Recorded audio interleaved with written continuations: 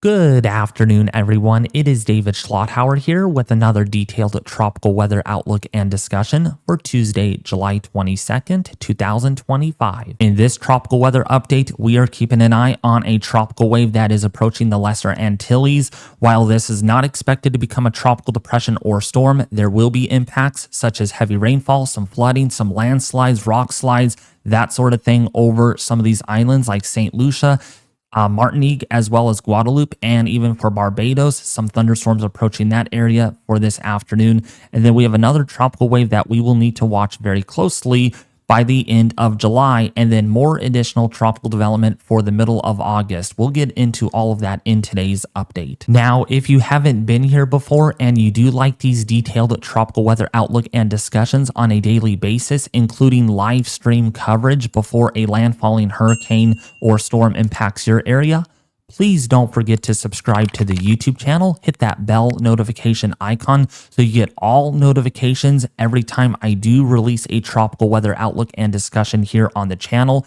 Hit that like button if you did like today's video, and also leave a comment in the section below this video as well. Now, without further ado, let's take a look now at our latest GOES 19 True Color Visible Satellite Imagery provided by Dr. Levi Cowan at tropicaltidbits.com. There is a link in the description below this video, and I'll tell you what, there is still a lot of dry, stable Saharan air that is to the north of these tropical waves, which is why 94L did not go too far at developing, all because of how stable this is out here in the main development region. You could even see the stratocumulus cloud formations, indicating that there's a lot of stable air here to the north of where we have all of the instability. Lots of showers, lots of thunderstorms coming off of Africa right now. That's part of the monsoonal trough that is entangled there with the remnants of what is left with 94L as it transverses the Lesser Antilles over the next 24 to 36 hours. Now, another way we could visualize this is by looking at the latest current Saharan dust layer analysis from the University of Wisconsin.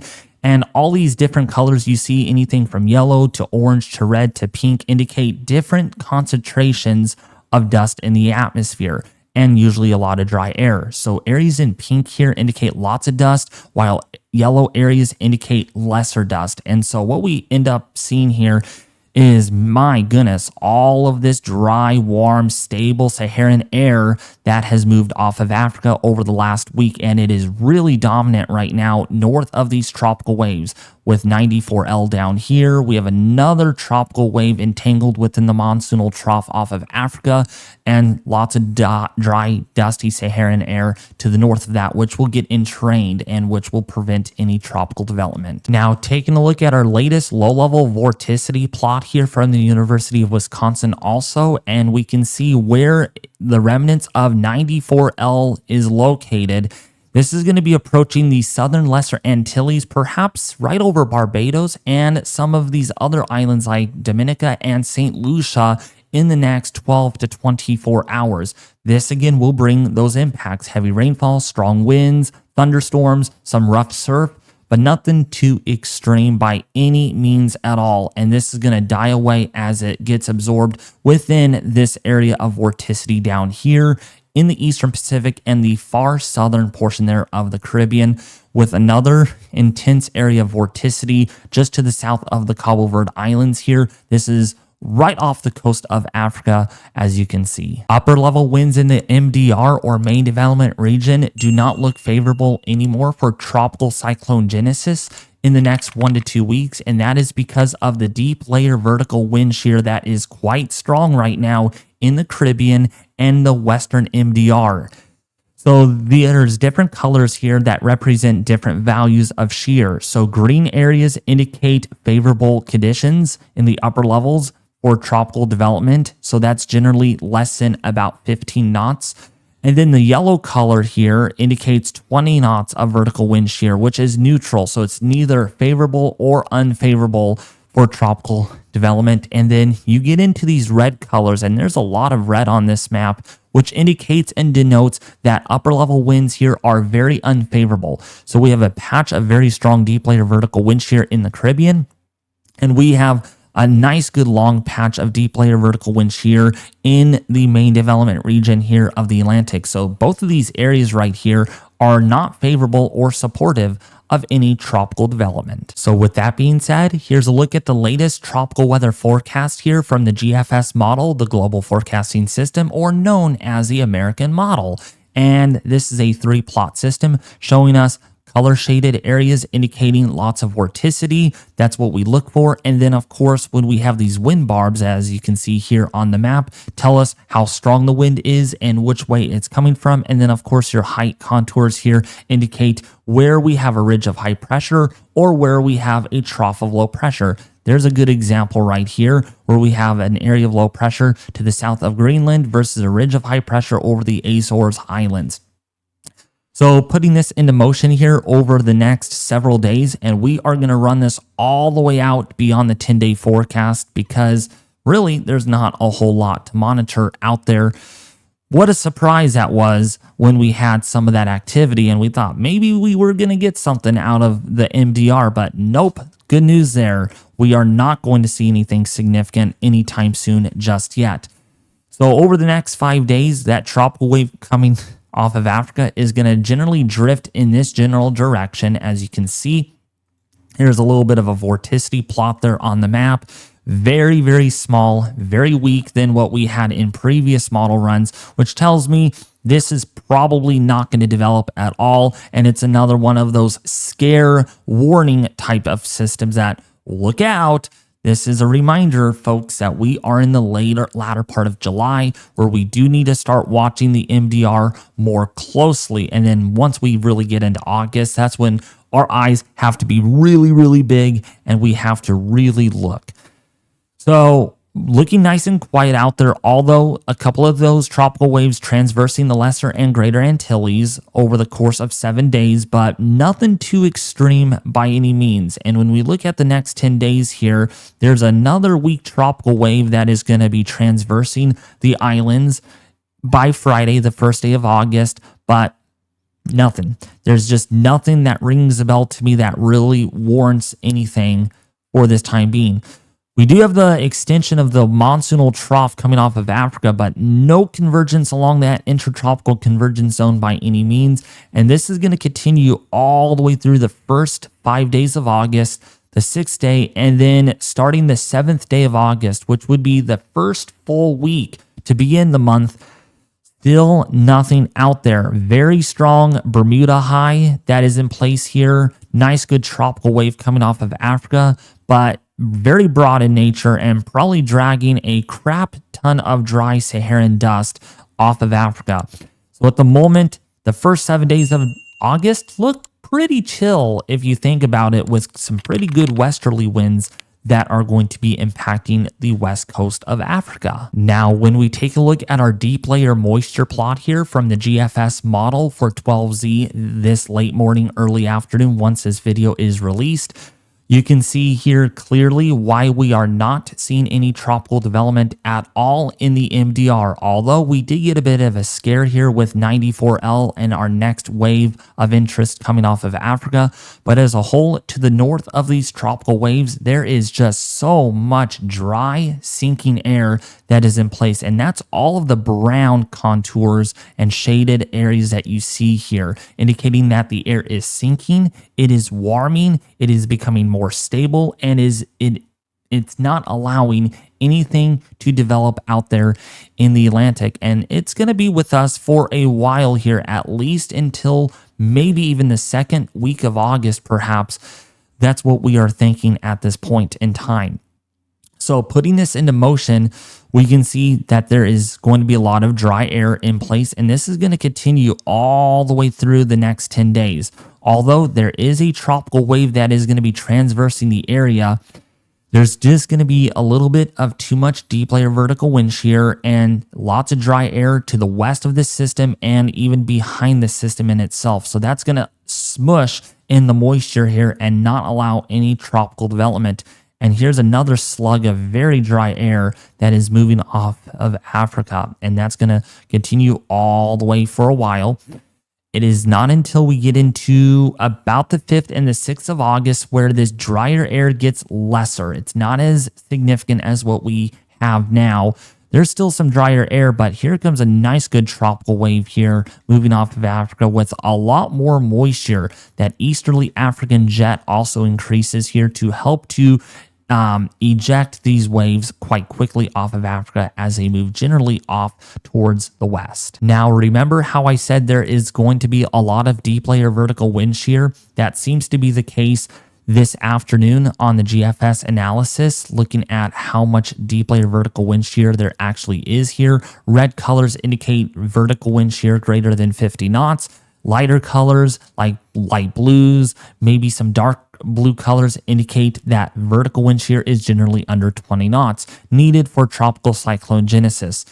So putting this into motion, we can see vertical wind shear does back off a lot more as we go into the very end of July, but still the background state here with too much dry air will not allow any tropical development. And also as a whole, the troposphere is quite stable because usually for tropical cyclogenesis, you need instability, and we don't have enough instability. There's a lot of stability problems out there because of this. And so therefore, despite decreasing vertical wind shear, we're actually not going to see much in the way of development at all. We might get something sneaky out of this wave coming off of Africa, but it is not looking very likely at this time. And this is going to continue all the way into early August with very light or rather strong deep layer vertical wind shear. Not much out of the west now, but look at all this vertical wind shear coming in out of the easterly direction. That's going to help to prevent any tropical cyclone formation at this given time. And we will see if this actually prevents anything from forming in the month of August. Because of this, the National Hurricane Center no longer expects any tropical development in either basin. That includes the Gulf, the Caribbean, the main development region, the subtropical region of the Atlantic. Looks pretty quiet over the next 7 days. So if you have any vacation plans down here in the Caribbean, this is the time to do it. And also, if you're getting prepared for a backloaded hurricane season, this is also the time to get prepared. Make sure you have enough gas just in case when something does pop up rather quickly, you all will be prepared for it. Now that we got all of that out of the way, let's take a look now at our actual sea surface temperatures, including sea surface temperature anomalies and graphical charts as well, because this is a bit concerning that we did not really expect. But it is to be seen by late July into August how sea surface temperatures can change pretty quickly. So first of all, the Gulf and the northwestern Caribbean have really warmed up. Not really much of the Gulf, but really the Caribbean as a whole really has recovered quite quickly over the last month. That's because of the reduction in trade winds. And that not much thunderstorm activity to help to cause some of that upwelling of sea surface temperatures below. And so this whole area has really remained quite warm over the last few weeks, and it continues to warm up with now the coast of off the coast of Louisiana, Mississippi, and Alabama. Sea surface temperatures there are getting close to 90 degrees Fahrenheit. In fact, some areas wouldn't be surprised if we are even up to 90 degrees as we speak. The water temperatures over the Bermuda area, very warm in the mid to even upper 80s. So things are getting favorable, and we're already introducing here 29 degrees Celsius or about 85 to 86 to close to 87 degrees in Fahrenheit in the central and eastern Caribbean. So it's just a matter of the background state. Once things line up, folks, and this is more than likely going to be a very intense backloaded hurricane season. So while we may not see much in August, wait until we get into September. Now, when it comes down to those sea surface temperature anomalies here in the main development region of the Atlantic, the Caribbean, and the Gulf, my goodness, we have really turned up the heat over the last 30 days. It's been incredible here in the Gulf, running now about 2 degrees warmer than it should be this time of the year. The Caribbean really has warmed up in a hurry here, running almost a degree above normal. And then look at the main development region here off of Africa as a whole, running around about 1.5 to 2.5 degrees above the long-term average. That is pretty significant. The only thing that is making this a bit on the monkey wrench side is the Atlantic Nina that has not really disappeared yet. We're going to wait to see how August plays out, because if this disappears entirely and we get cooling up here in the subtropics of the Atlantic, we remove some of the heat over here in the western Atlantic right off the coast of the eastern seaboard, then things could become much more ideal for tropical development with this warm Iberian Peninsula horseshoe shape, allowing for things to become more favorable. So things look a little bit more promising for a busy hurricane season, especially in later August into September and October than what we were dealing with in May and early June. And we can clearly see this, folks, in a 15-day running moving average here from the Cyclonic WX website, showing us in the last 15 days, what is our average sea surface temperature anomaly like in that particular basin? In this case, this is the Eastern Atlantic, right off the coast of Africa. And wow, sea surface temperature anomalies here overall are still on the uptrend very quickly. This is very important. Remember, folks, when we have above average sea surface temperature anomalies like this, that is extra heat being released into the atmosphere. And when we get anything developing off of Africa, all that extra heat is being ingested into these tropical cyclones or any tropical waves, helping them to develop a little bit easier. But also, if we get any upper level instability to work in that favor, that's also a thing that we have to consider this hurricane season. But we can see here in May, we were below average, then we went above average, then below average in early June, and then we went above average, we went down a little bit, and now really significantly, we have warmed those sea surface temperature anomalies up significantly, almost 0.4 degrees above the long-term average. When we take a look here at the main development region of the Atlantic, or the MDR, we can see, man, since early July, we were barely above average, okay? Only 0.05, okay? That's not even quite a tenth of a degree above normal. Look where we're at now. We are almost 0.4 of a degree above the long-term average. So we have really, really warmed things up in a hurry, and the warming continues of this day. So we will see how high this actually gets, because the higher it gets, the more favorable things could end up being in the MDR once we get into late August into September and October, which are traditionally our peak hurricane season months.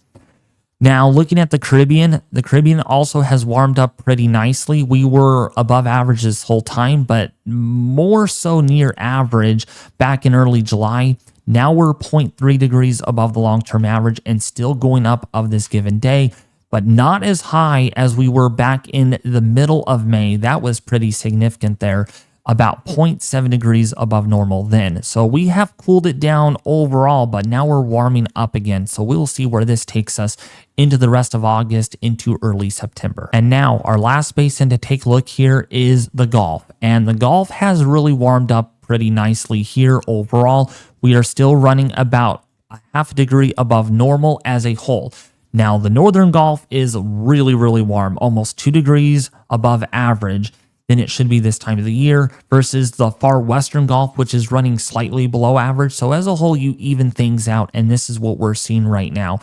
So definitely all of the basins pretty much are above average. There's nothing to say that this season is going to be a busy one, especially once we get into very late August into September.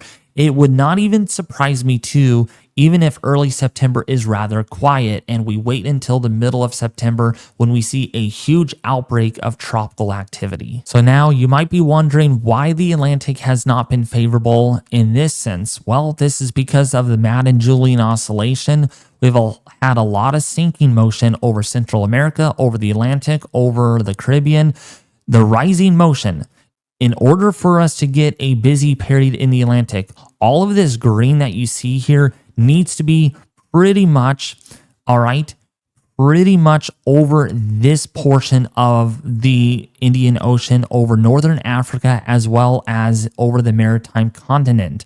This is where it is favorable. So this is where our upward motion needs to be, and not over here, over the Western Pacific. And that is why we are not seeing any activity. And all the activity has been literally over the far Western Pacific, and even over portions there of Indonesia. But there are strong indications, folks, that the MJO is going to become much more favorable, especially by the second week of August and beyond.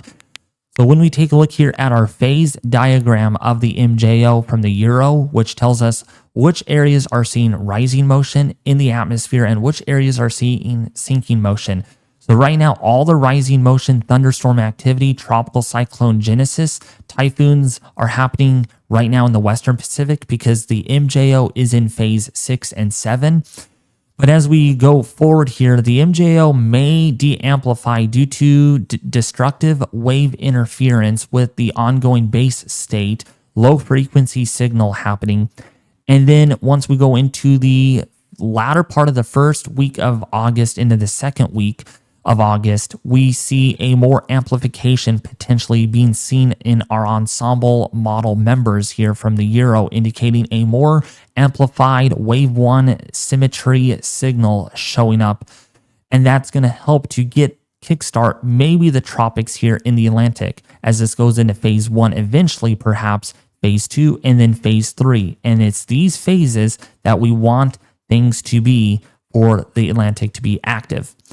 The GFS or the GEFS ensemble is pretty similar in this sense, a very amplified wave 1 MJO signal, and then it de-amplifies due to destructive wave interference with the ongoing base state, subseasonal base state in the Eastern Pacific and in the Atlantic. And then we get back into a favorable environment as we go into phase 1, 2, and 3, and eventually maybe into phase 4. As we go into the second week of August, perhaps, and the third week. The Hofmoeller diagram doesn't lie about this at all. All this orange indicates a lot of sinking motion in the atmosphere with time. So right now, the Atlantic is somewhat in a semi-conducive environment due to a convective coupled Kelvin wave passing over the region. There's a little bit of sinking motion here, which explains why our system is struggling. More sinking motion is going to be passing overhead by very early August. So that's why the tropics will taper off. And then another burst of activity is potentially possible here, which will start the phase of the MJO. And this is probably the MJO in itself that is going to contribute to a lot of this.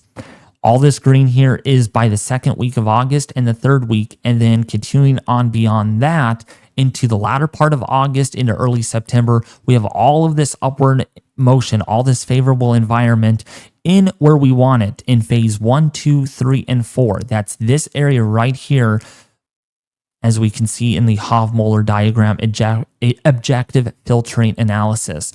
And that's what's going to give us probably a semi-busy August, I'm thinking. Not like what we had last year or the year before that. I think we will see at least 2 or 3 named storms for August. And then once we go into the middle to the latter part of September, folks, hold on to your hats and tails.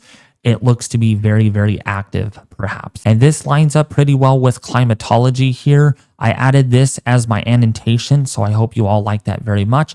And so we can see as of July 22nd, 2025, on this very day, there have been 15 named storms since 1944 and 4 hurricanes, which means still relatively quiet, okay? We typically don't see a lot of activity here by the middle to the end of July. So we have at least 90 to 95% of the Atlantic hurricane season to go. And in such cases, we could see a very active, perhaps hyperactive, backloaded hurricane season this year. So we have to be aware of that when looking forward. And the peak traditionally is not until September 10th, but because of what we're seeing with stability problems, that peak might not be until the 20th or the 15th of September of this year. So yes, we have a long way to go. But anyways, if you haven't been here before and you did like today's detailed tropical weather outlook and discussion, and I do make these on a daily basis, folks, including live streaming coverage of landfalling tropical storms or hurricanes in your neck of the woods. If that's in the United States, if that's in the Caribbean, I have it all for you here on the channel. So if you haven't been here before and you do like these detailed tropical weather outlook and discussions, please don't forget to subscribe to the YouTube channel, folks. It really helps out a lot. We are very close to 50,000 subscribers, and I can't do this without all of your guys' support. And to share this with your friends and family, hit the like button, and even again, share this with your family and friends as well. But otherwise, thank you all for tuning in to today's detailed tropical weather outlook and discussion. I will see you back here tomorrow morning if necessary.